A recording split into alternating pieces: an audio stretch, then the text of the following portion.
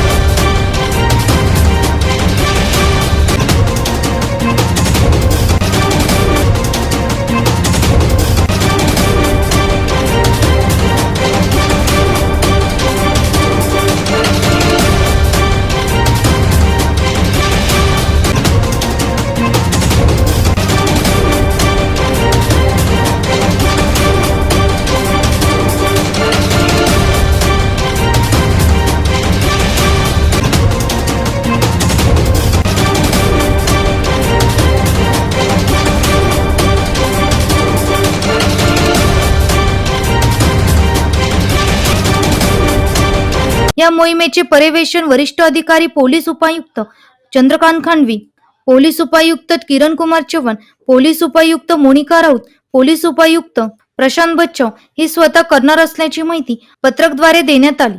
NCN news साठी प्रतिनिधी Jitendra Narwade, Nashik road.